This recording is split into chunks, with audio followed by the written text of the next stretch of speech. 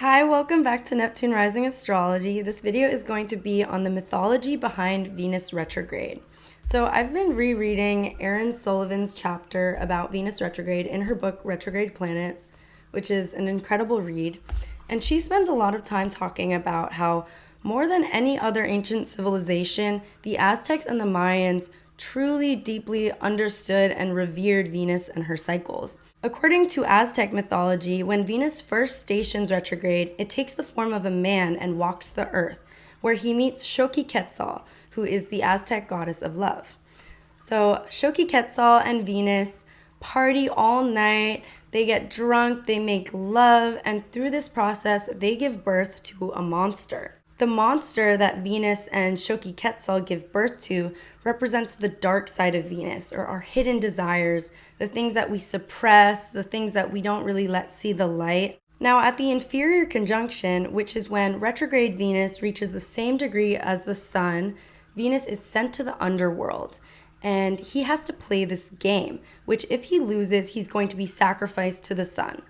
Spoiler, he loses. So when the planet Venus is obscured from our view by the bright rays of the sun, the mythological Venus is sacrificed. He dies, but then he is reborn as a woman. So as a woman, Venus battles her way out of the underworld and re-emerges as the morning star. So this represents Venus's journey from being the brightest star in the evening sky to the brightest star in the morning sky. And this mythology is also why Venus retrograde is sometimes known as Venus's journey through the underworld. The Mesoamericans actually believed Venus to be the goddess of war instead of the goddess of love. According to Mayan mythology, Venus actually rose from the underworld still sticky with the blood and the bones of the dead after her 40-day journey in the arms of the sun.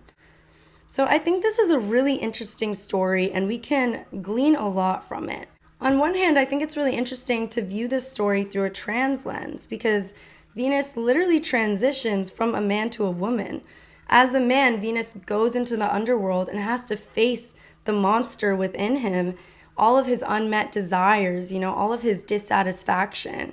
And he dies. He has to sacrifice himself. And then is reborn as a woman. And as a woman, she fights her way out of the underworld and emerges as this bright star. It's like a very beautiful story. But aside from that, on a personal level, I think this really represents all of our journeys during Venus retrograde, where we have to face a part of ourselves that we've kind of been suppressing. We have to face these unmet desires, these unmet needs, these feelings that we push down, and we have to fight for them.